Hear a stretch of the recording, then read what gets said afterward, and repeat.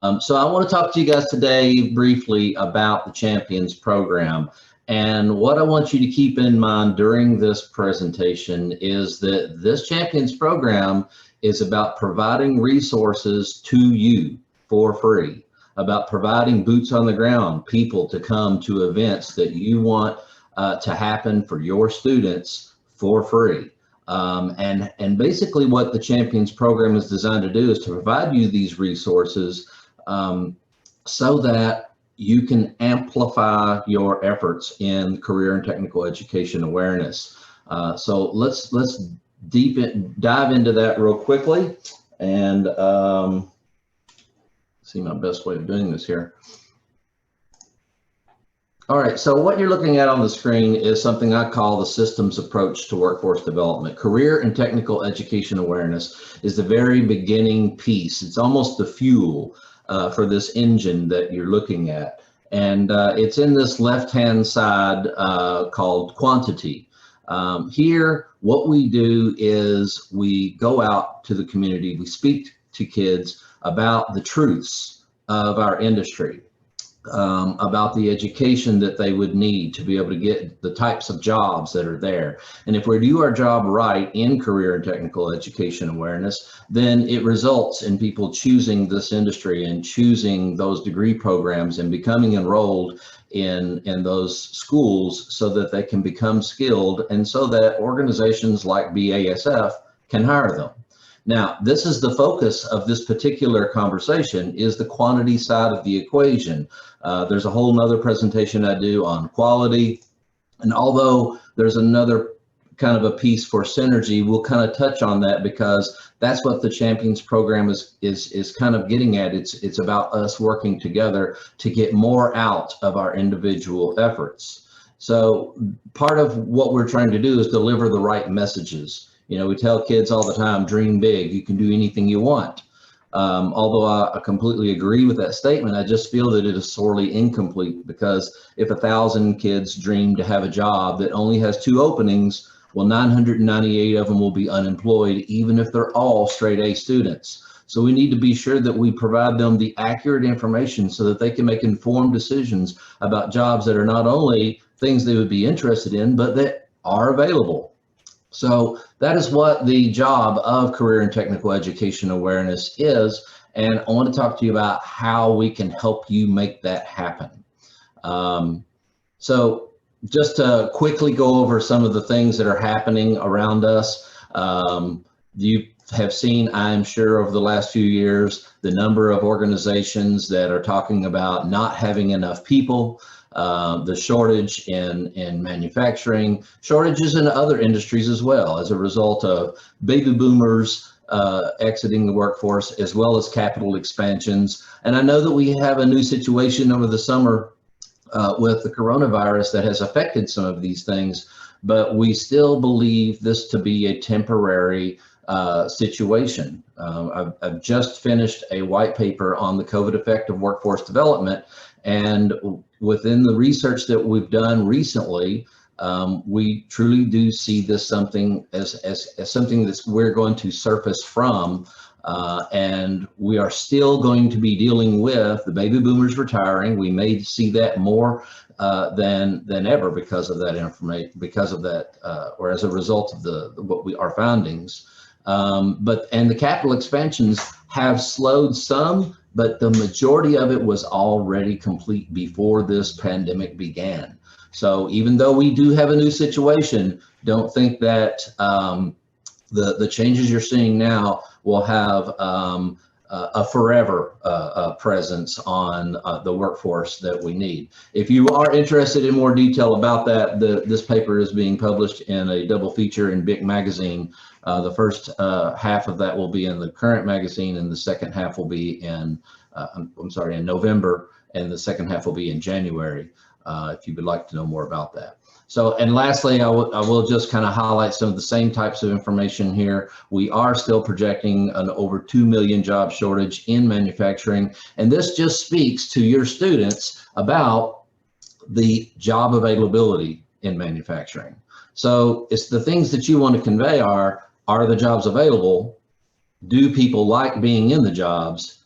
do they pay well? Those are the three bigs that people that are seeking information about choosing a career want to know. And this is what Dream It, Do It's Charge is all about. It's changing the perception. It's actually creating the perception of what's real in manufacturing, and not the idea that the misunderstanding that lots of students, lots of parents, and lots of teachers, lots of people all around have, that everyone in manufacturing carries a shovel and gets dirty every single day. Yes, we do those types of things, but as you can see, I work in manufacturing and have been working in manufacturing for over 20 years. And so not every single thing that we do is like that. So we want to basically convey that proper perception and get that information to students, parents, and retooling adults. So within Dream It, Do It, we have created a collection of resources available free to you. One of those, as an example, is the manufacturing value proposition. This is basically a collection of data and points. It's not intended to be a script, but it's intended to provide to you and ambassadors that would work with you some talking points, some things you might want to bring up whenever you're having a career fair. And I differentiate the difference between a career fair and a job fair. A career fair is whenever we're speaking to people who do not have the skills today to be hired, and we're encouraging them to choose those directions and go and become skilled. Whereas a job fair, we're speaking to people who have finished that skilling mechanism, have the credentials or experience, and are looking to be hired. So during your career fairs, career and technical education awareness events of any type, this is a resource that gives you things, facts that we've done for you, and it's ready to go. You don't have to do any more work. It's just, you say, hey, can I get a copy of that? We send it to you, you look at it, choose the pieces and parts that you would like to use. As an example, one of the things that is in there are these charts. Now this one I decided to show for the Beaumont-Port Arthur area. So this is factual information where we did a study to find out, what it costs to go to school, what the average income is for these particular jobs, and so that we can show students the realities of working in manufacturing. And one of the couple of points that this chart demonstrates is that after 20 years, whenever two students that graduate high school on the same day, and one decides to be a medical doctor, the other one decides to be an electrical technician or a process operator in the plants, 20 years after graduating high school, the medical doctor still has not caught up financially with an electrical technician or process technician because of the lesser cost that it takes to get those credentials, the lesser time that it takes before those students will be in the job market and making money, and not having to climb out of debt from doing those things. So lots of jobs that are on this, I just want to highlight those two. So this is just an example that's in that manufacturing value proposition. This is another one. I'm sure we run across boys and girls all the time that have the dream to become the professional athlete, and we don't want to hurt those dreams at all, absolutely, but we just want to be sure that they take a grain of salt with that. And have a backup plan and provide them the accurate information. If for someone that wants to be a basketball star, it's what is it, 1,860 to 1 is your chance. So if you have a dice that has a 1,860 sides, you got one side of that dice that you can roll that winds up making you going to pro. So these are some data that's in this value proposition that you can use when the situation calls, which is what the document is for. Other resources that we provide to you as a champion are videos. We have this is a particular document that we did recently that has a collection of links to live videos, or I'm sorry, just videos that you can watch and show to students, even in a virtual setting, so that they can have an experience about what the job is like, some realistic job previews. We even have virtual reality site tours. I'll talk a little bit more about that in a moment, so that even if you can't get into a plant to have a tour to see what that is like, you can put on a virtual reality headset and experience a tour of a site. We have a few of those that it's available to you as well. And again, all of this is free. These are just some headsets that we would provide as an example. That screen on the left is what it looks like if you don't have your headset on. And these are, again, all things that we can make available to you. Now, we do these things so that to make your job easier. The printable brochures, the flyers, those types of things. But you also need people to help you. As part of the Dream It, Do It program, we have a collection of ambassadors, people that work in the plants today that can come to your events, talk to your students about what it's like to be in their particular job, whether it's an operator or if it's an electrical technician or whatever the job may be that they do. They can come and speak to them. And the idea is that these are relatable employees, people that are usually younger, so that they can more closely connect to the audience that you're delivering to. When you become a champion within the Dream It, Do It program, you have access to the ambassadors that we have. If you have an event that you're going to put on, we have access to the resources, the ambassadors, the people at no cost. And we want to make you champions so that we can help you do the job that you are trying to do. So all of these types of events, we refer to them as Manufacturing Day events. Now, October is the month that Manufacturing Day generally occurs. However, lots of Manufacturing Day type events happen throughout the year from January through December. And these are basically career fairs. Hopefully, Manufacturing Day events happened where we have tours inside the sites. Although the current situation doesn't allow for that much, and even without today without the coronavirus going on, it is oftentimes a difficult thing to arrange to get site tours to begin with, which is why we have those virtual reality site tours. So this is the type of thing that we're trying to do. So becoming a champion of this, you are basically becoming similar to what Patty Bell does for us at Dream It, Do It. She is the program manager. She arranges events like this. She contacts the schools to find out when they are. She brings resources there, conducts the delivery, even if it's only her that is there, but oftentimes and hopefully most of the time we have ambassadors to help make that happen.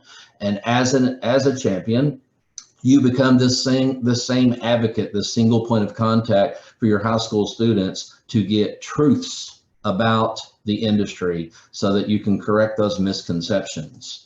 Now, I'll give you an example of what it means to be a champion by talking about what it is that Patty does as a one-person show in some senses.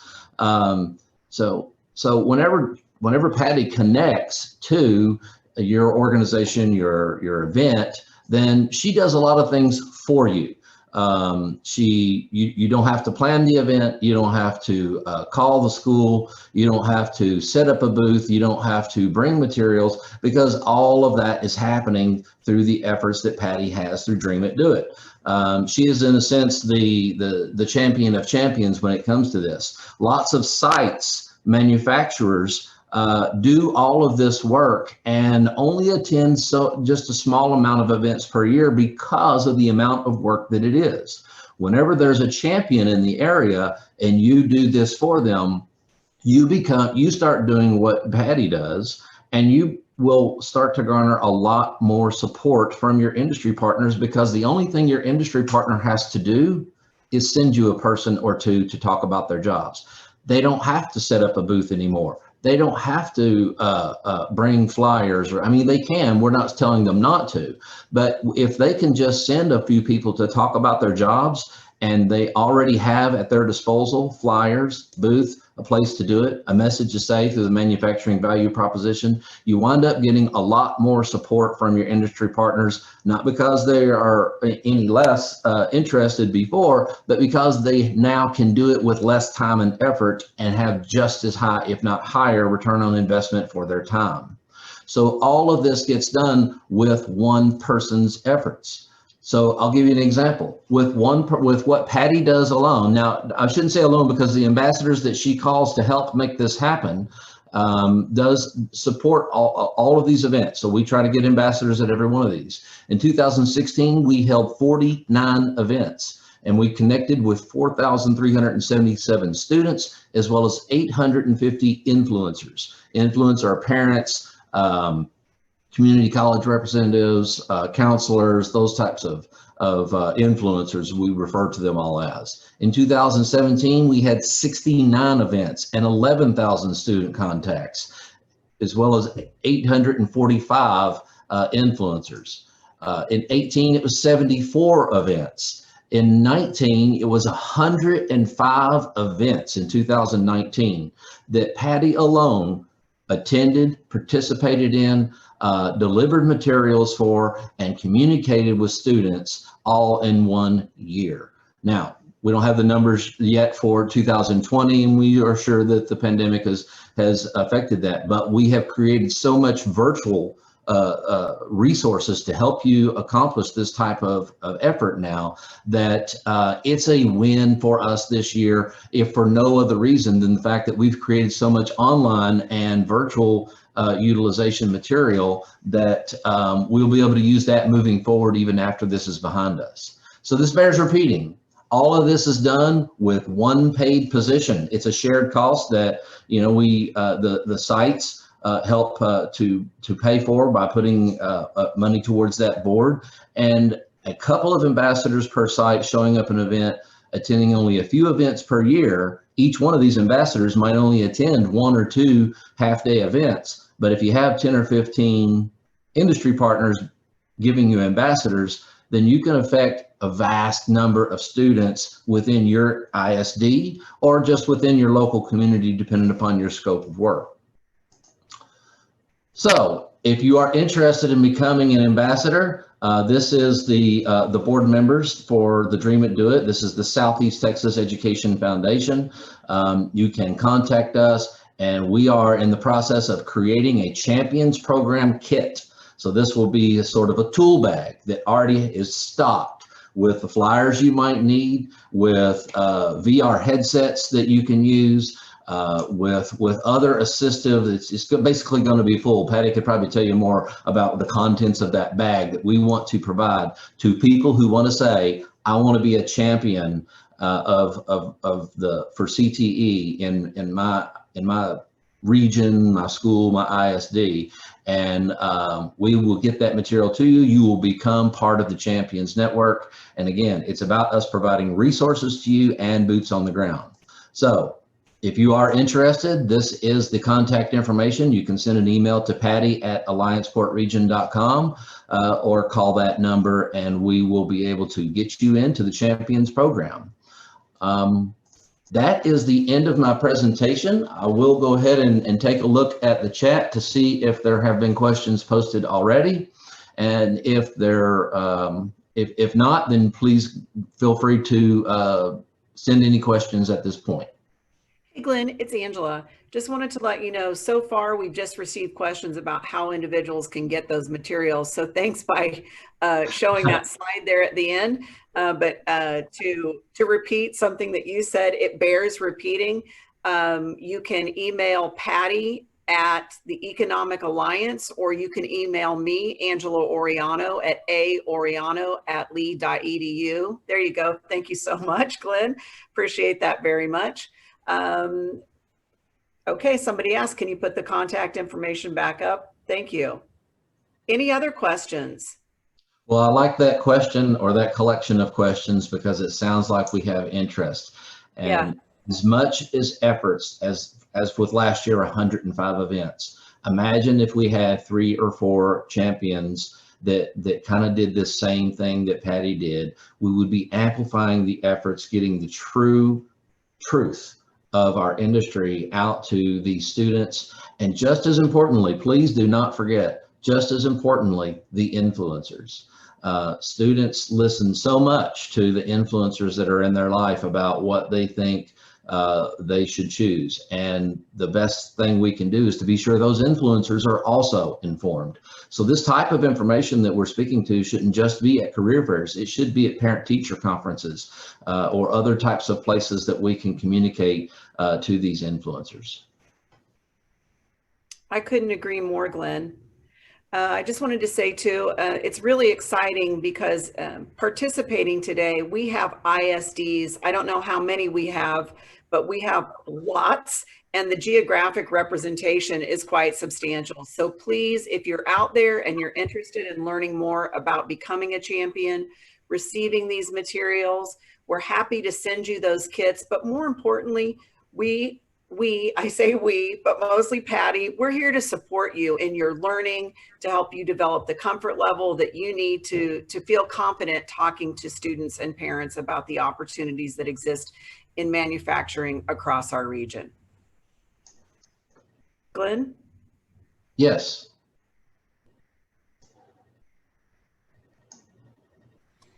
Oh, there was another question about virtual presentations. Thank you, okay. So the question was, are we doing virtual events this year, or are campuses open to visitors? So yes, we are and can.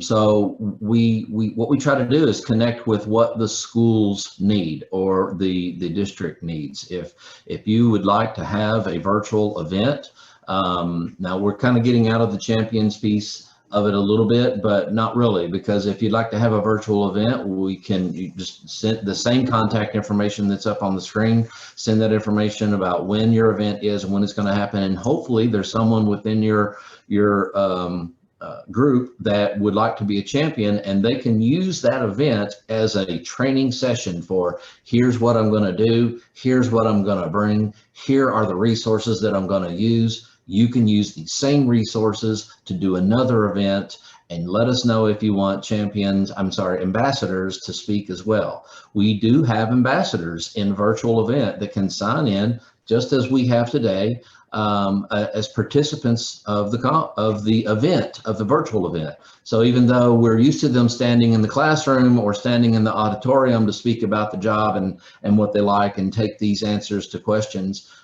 they can also sign into the event and do exactly the same thing. It's a long way of going about saying, yes, we are having virtual events, and yes, we can still have virtual events this year as well as next year.